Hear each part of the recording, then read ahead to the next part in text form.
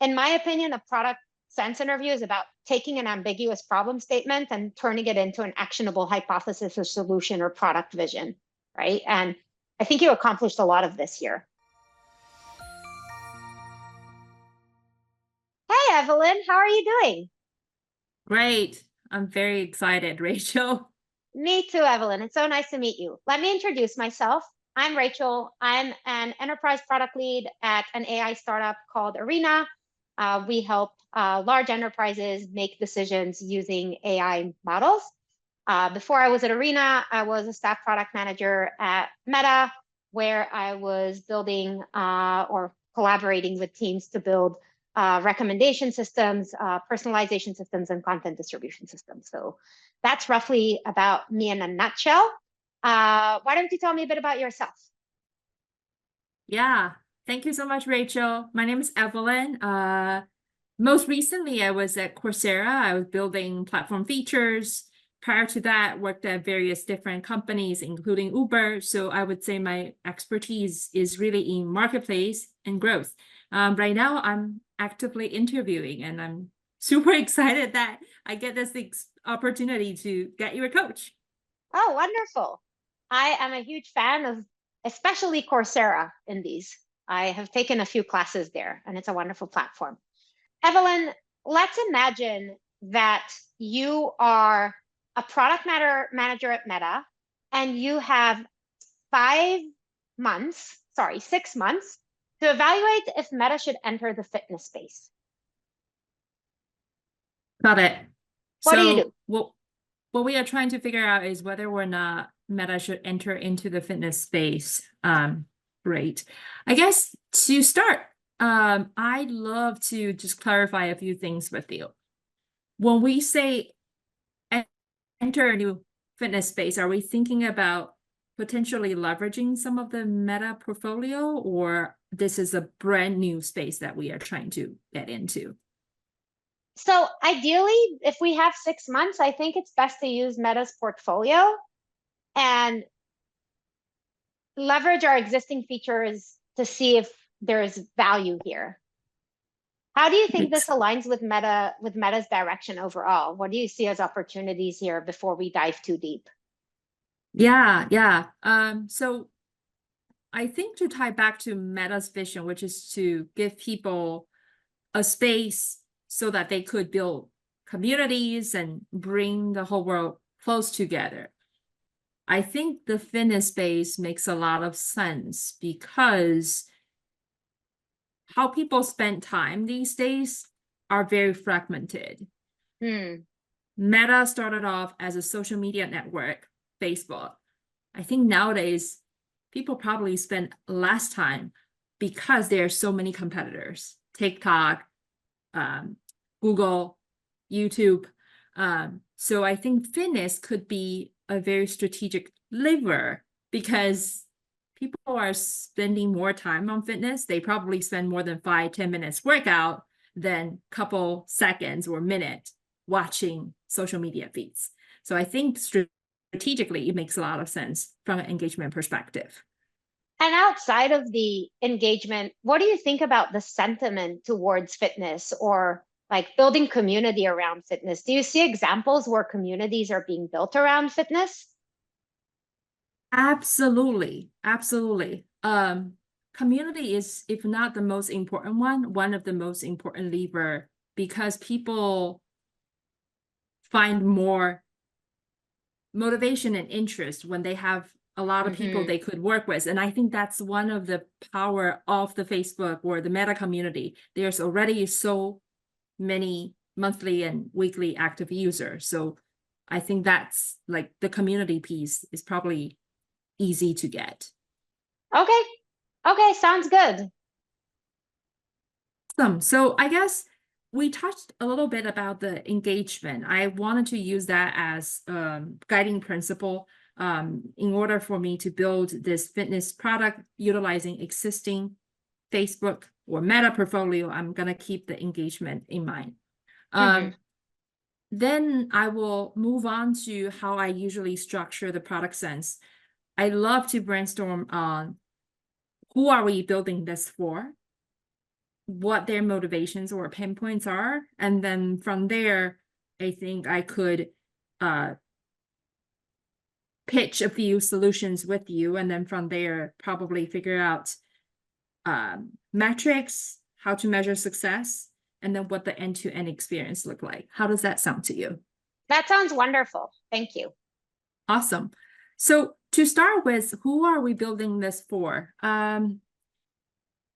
I think of fitness as I guess, two-sided marketplace. At one hand, there are the people who provide content, so like supply the content for fitness. They might be coach or influencer. And then on the other hand, there is the demand side, which are the audience who consume the fitness information. When I think about the supply and demand, there are definitely more influencers trying to enter the space. But in terms of the market size, I still think there are more people consuming the information so they could become more more fit or healthier. So I think the demand side is where I wanted to focus on. Okay. So breaking that down a little bit more, when I think about the demand side, there are also individual fitness level. There might be people who are just work out on a daily basis. I would consider them like athletes.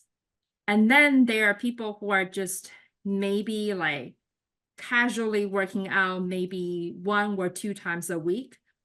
And then there are people who either don't have a habit where they just don't work out. And when I think about the fitness level and where I might have the most success, I think about how big the audience is, how much impact the fitness product could drive, and then how much effort, because we are trying to build this thing out in 6 months. I think the casual workout people has the highest reach. If I build something that they use, probably will have medium to large impact. In terms of confidence, Meta has so much data I could tap into. So I think confidence-wise, I can definitely validate it. How That's does that sound to wonderful. you? I really like it. And I really like that you're giving me a bit of like a double segmentation here, orienting me around, okay, what is the marketplace at a high level, then going down deeper, and then giving me a very good prioritization method so I understand what's guiding your selection. This is very helpful. Thank you so much. So shall we move on to maybe like focusing on the demand side, casual workout? I want to think about their pain points. Okay.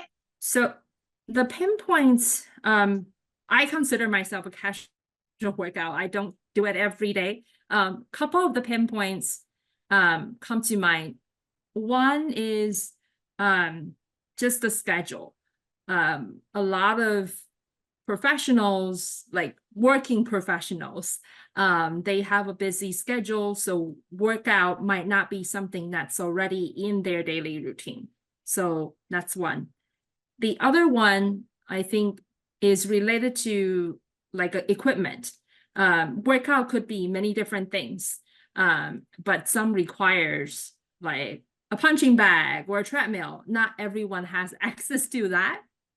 And I think the third one is a combination of different things, but I think the summary is motivation. People might not find motivated enough to get up in the morning to work out, or they could get bored and then just drop out. So I think motivation is like a summary of the pinpoint that a lot of casual workout people might face when they are trying to decide what to do. I'm going to pause right there just to get your reaction on how do these pinpoints resonate with you. Is there any direction you want me to focus a little bit more on? First of all, thank you for checking in with me. I think these all make sense. I think where do you think that understanding what to do and knowing what to do, where do you think that fits in here? I think to help me figure out what to do here, I would probably leverage a couple things. The No, no, no. first one is I didn't explain myself well. I'm sorry. I meant when you're thinking about the people, the casual worker outdoors, how do you think access to information influences their ability to become more fit or to meet their goals? mm, I think it's relevant to what they are looking for. And I think Meta might have the network they can tap into to look for the information. Like maybe they can look up what their friends are doing, or they could look up to what their coach is recommending. So I think the social graph, I think that might be a feature that Meta is known for, is fine-tuning that connection and the information shared among these people. So I definitely think the information plays a huge part, especially in terms of information and then how these casual workouts people could get help from. Okay, cool. When you're comparing information and motivation as two problems, how do you think about which of these is more important to prioritize? How do you go about that? I think they are interrelated. Um, a lot of people lack motivation because they don't know where to look. It's Um, daunting. it is daunting, and a lot of people probably feel that about Meta too. Meta was around at least 10 plus years, and over time, Meta has so many products. And with each product, there's different pieces of information. So for casual workout folks, the information might be daunting. So they don't necessarily know where to look for that help. That's why I think like the fitness is interesting, and definitely there's already a lot of portfolio within Meta that could be built around driving the wellness and health for the users. And when you're thinking about these problems, how would you validate which of these problems is the most pressing? Uh, in terms of validation, Meta has a lot of data. I definitely wanted to tap into that. I also would argue there's information outside of Meta, like the trends or market map, or even with past COVID, how people's health habit evolve. I think there's a lot of first and third party quantitative and qualitative study I could look into to see if that validates my hypotheses that information overload could be one of the hindrance that prevents Mm. people to work out. So it's interesting. You're saying there's both that aspect of too much information and not enough information at the same time, which makes it very daunting to users, as you said a second ago. Yeah, the right information. Having information is not enough. It has to be, I think, right place, right time, and right information in general. Wonderful. Uh, Okay. so I think how I might prioritize these pain points, and thank you for guiding me to think more about the information versus like which specific pain points might be most related to Meta's mission and strength, which is a sea of data, sea of information. I would say information plays a huge part in terms of driving people's motivation. We talked about schedule, we talked about equipment, but I think motivation has that Venn diagram with the information that Meta already has. So I think that is the pinpoint that we can probably build something quickly to address. I know Uh, that makes a lot yes. of sense. I know we touched about this before, but do you think there are opportunities here In terms of the pain points, in terms of motivation, do you think that there's an opportunity, or let me rephrase this, how do you think this might impact the emotional connection that people using Meta have with Meta?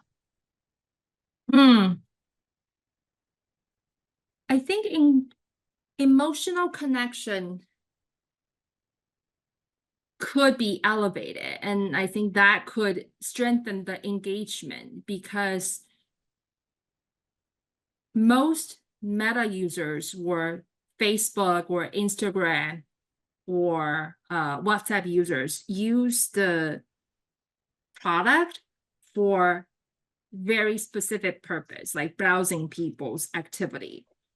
If we are able to unlock the motivation by providing the right information at the right time, I think the emotional connection could be boosted, because not only their activity is just around passively browsing people's feed or images, but it's also about having a shared experience. And I think like fitness is a shared experience that could motivate other people. So emotional connection, I definitely see it trending upwards with the fitness add-on. I love that you bring up like the shared experiences of it, because I think it really ties to Meta's mission very nicely. Yeah. Like when I see a friend working out and building out six pack, I want to do that too. Like it's the season of New Year resolution. One person influencing one another, and we all get like six packs, right? Yes, exactly. Okay, what do you want to do next? Okay. So tying back to the solution that could solve for that motivation and boost emotional connection using what we already have in the Meta portfolio.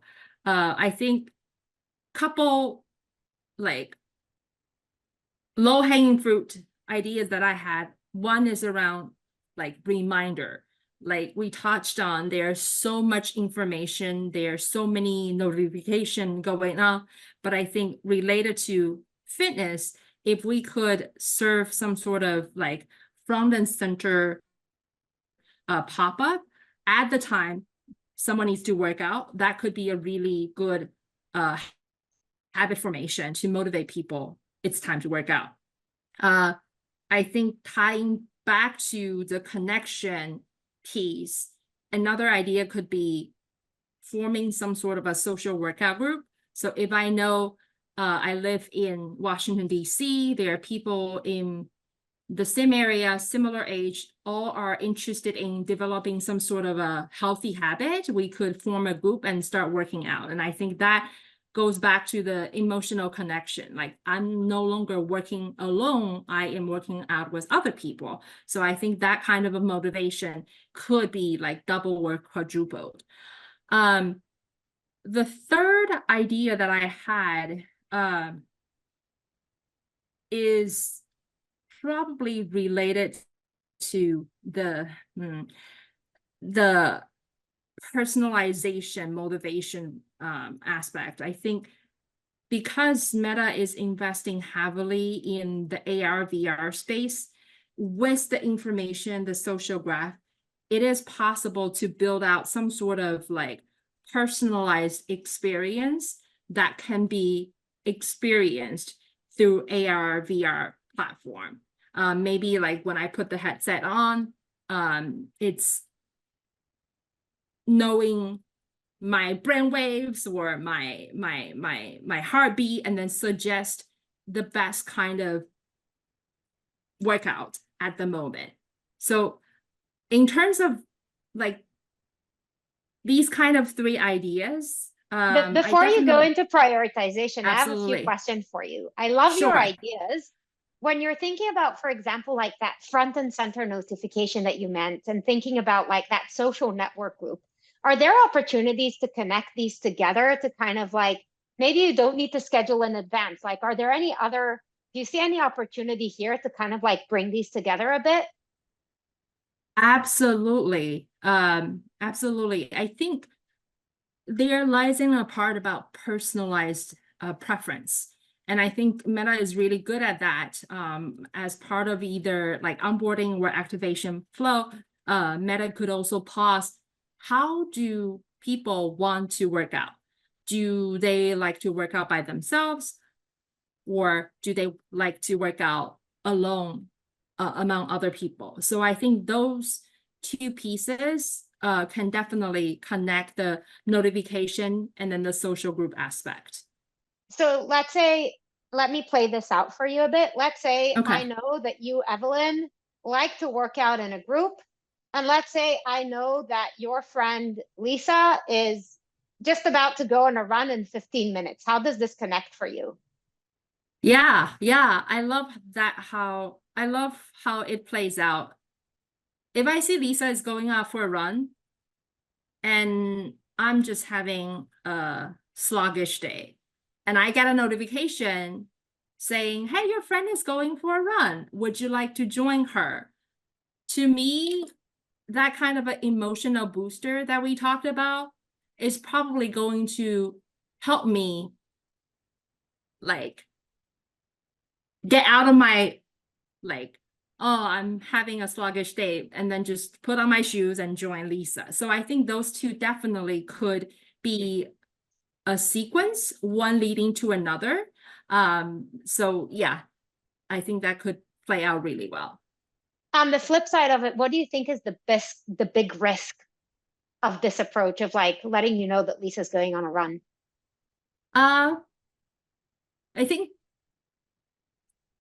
personalized data being shared could Yeah. be one of the risks. I know in the past, there's a lot of concern and guardrails around which data do people feel comfortable being shared. What if Lisa wants to go for a run and then all of a sudden I run down the street and she doesn't even want to see me? I think that will ruin Lisa's experience a little bit. Hopefully So it like doesn't how ruin her experience, but yeah, it might make her a bit question, and it might be a bit more absolutely dangerous than that as creepy well, for too. sure. Yeah. Yeah, the creepiness is for sure. When you're thinking about, I love this idea of like thinking about how we can motivate people to kind of like let each other know about this and make this a bit more a social experience. When you're thinking about the VR, AR piece here, and then thinking about the social workout group. I don't know. Let's say it's a snowstorm outside in Boston, and you still have electricity, but you're definitely not going to the gym, and there's no way you're going running. So how do you think you can tie these things together as well? Yeah, I love that example because it happened to me last week. It was snowing really hard outside and I would love to go out. I think in that case, the AR VR makes a lot of sense because it solves the uh, motivation caused by external factors. If I have a headset and then if I could build that in as part of like, hey, it's 6 o'clock, time to get up and work out. There's no excuse of not going outside because I have a like headset I could put on, and then the headset could recommend something that helps me work out and stay healthy. And how would you tie the social network element here, or like the community piece here? Yeah. Something I could see us building into is the social element could be the moment I put my headset on, it's detecting that Evelyn is online.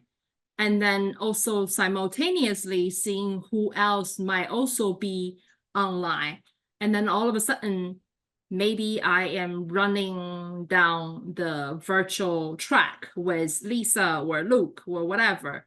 I think that's where things could come together.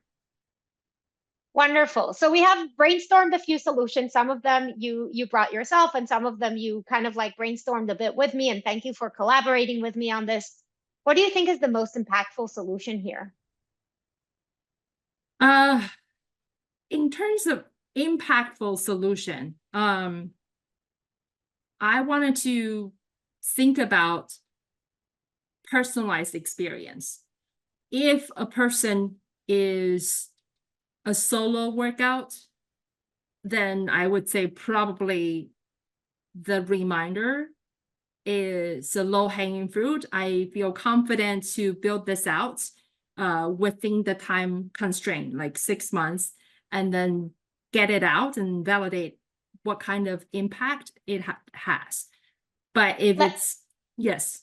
if you see that that has that impact that you're looking for, what direction would you want to go into more?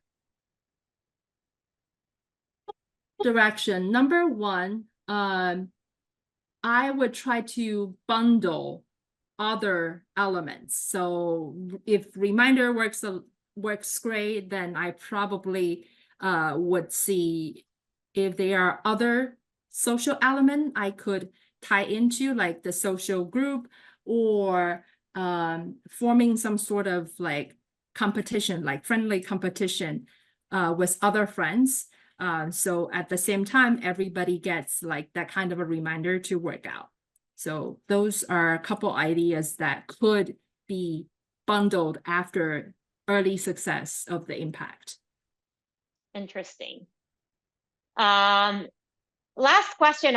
This usually isn't part of what I ask in these interviews, but I'm a bit curious. How would you think about bringing this to market? Like, what would you try to do in terms of like a go-to-market plan to start this? If you're running a test, for example, are you trying to promote this test, or how are you thinking about that?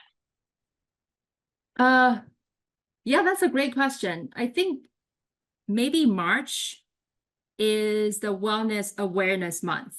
I think Hmm. that could be, maybe it's March, maybe it's April, I'm not sure, but there is a month that's called Wellness Awareness Month. I I did think not know that that. Thank you for telling me. That's very creative. I think that could be an opportunity for go-to market. And what Meta could do is leveraging this kind of opportunity to make a splash in terms of like, oh, like when you log on to like Facebook or Instagram, now you can put in like some sort of personalized request if you want to be more active using the social graph, using the information we already have about you to nudge you along the way to set healthy habit to motivate you to, I don't know, for me, it's lose 10 pounds or something like that. And then rest assured, Meta has a lot of data that throughout the workout journey, that could be a good like value proposition or PR as a go-to market. You bring a really interesting point there, bringing the idea of weight loss. And Meta's received a lot of scrutiny over, teenage girls and body image issues. How do you handle that with this kind of experience? When people often tie fitness to weight loss, and that doesn't necessarily play out well, especially for teenagers. How do you ensure safety here? I love this question, and how I would tackle it goes back to our earlier point about emotional connection. I think a lot of people over-index on fitness or losing weight because they don't have a good threshold to measure what is healthy. And there are a lot of false information on social media. I think what Meta could do is leveraging the people beyond their immediate network. Like a lot of teenagers, they see other teenagers losing weight, so they wanted to follow suit. But what Meta could do is bring in more of a trusted and authoritative voice to influence them what health could mean, whether that's like BMI or whatever. There are multiple different ways, especially with the feed. I think Meta could introduce that to build that healthy balance and boundaries for those who over-index on weight loss. Cool. Yeah, I think that's a very good place to end, because I think it's something really important to think about. How do you make sure this is a safe experience that doesn't uh, cause more harm than good? So thanks for thinking through this with me. Okay, let's do a quick debrief. Evelyn, how do you think this felt? Or how do you think this went? I had a lot of fun. And I think that's the essence of product sense, right? Like it doesn't feel like you ask me a question and I have to go through the circle framework or whatever, or use RISE framework. It felt like a collaborative brainstorming process, which I really like. Uh, I think I get a little bit sidetracked in terms of like connecting all the pieces together. Like at one hand, we're talking about emotional connection, and then there's like the information overload. I think going back to Meta's portfolio, it just there are so many things I need to consider. So I think that's probably one of the like feedback I would give myself to really clarify which existing portfolio, how that ties back to the pinpoints and user pinpoints, and then how does that like drive the overall outcome that we wanted to achieve, whether that's daily, weekly, or whatever, active users. Wonderful. From my point of view, I think I really like the collaborative aspect of this as well. I think, people go into these product sense interviews and they think, oh, I need to know everything and I need to lead the interview. But the fact is, it's very collaborative, in my opinion. And one of the key things that are evaluated on is, how do you how coachable are you? How do you respond to the interviewer's nudges? And I really liked how you responded to the nudges that I gave you. If I'm thinking about, what are the 5 things that you get evaluated on in a product sense interview? Actually, before I go there, in my opinion, a product sense interview is about taking an ambiguous problem statement and turning it into an actionable hypothesis or solution or product vision, right? And I think you accomplished a lot of this here, right? You were able to tie this to Meta's mission and think about, and when I pushed you on it, you were able to iterate with me a bit to get to understanding, and not just the metrics, but what does it mean for the emotional connection? What does it mean for the social network of being able to build community through fitness, right? The second piece, audience definition, I really like that you took me through a top-down approach of showing me the market, like the overall ecosystem, and then prioritizing a specific set of users with a framework I could follow. Problem identification, I think there it was really cool to see how we iterated a bit with each other, me trying to clarify a bit more of how you're thinking about 2 different problems, and then kind of like nailing down the problem that you want to solve, and then the solution exploration. I think there you had really great ideas. The one thing I would say there is I would want to see the social network piece, not just the social graph, but the social network and the mission guide a bit more through the solution space, which is fine. It's something that's hard to come up with. And as you said yourself, there's a bit of a risk here because, for example, for your notification framework, if Lisa doesn't want other people to know that Lisa's working out, then, we probably shouldn't do that. So, but I think also like the idea of, oh, who's online when you're with your headsets on is like as a way to work out, that kind of like gives me a longer term vision, meaning, okay, you start with a notification and then you think about building out the VR headset, which ties up very nicely with the 6 months horizon. It was pretty easy to follow you. I think at some points you may have been a bit nervous, which is very natural in these cases. And, nobody is perfect in communicating pom, pom, pom, unless they pretty much wrote down the solution step by step, word by word. It's not realistic to think about. And I did throw a wrench at you. I actually threw 2 wrenches at you in the end. The first one was how you take it to market, which is usually we don't have time for these questions. But I love your idea of the Fitness Awareness Month as like a moment here. So I thought that was super fun. And I thought, the conversation of like, how do you think about safety and teen safety in terms of this problem? I think it's a really important thing to solve. So overall, I had a lot of fun with you, and I hope you enjoyed this as well. Thank you. I did. Thank you. Wonderful. Hey everyone, it's Kenton Kavesti here, the founder of Rocketblocks. Thank you so much for watching this mock interview video. I hope you found it informative and helpful as you are getting ready to prepare for your own interviews and hopefully landing that job offer you are excited about. We have a ton of great content on the Rocketblocks channel coming out on a weekly basis, mock interviews, mini lessons, and chats with our Rocketblocks experts. So if you haven't subscribed yet already, please do so. There is a big red button below. And if you hit that, you'll get all of our content as soon as it comes out. Thanks for watching and have a great day.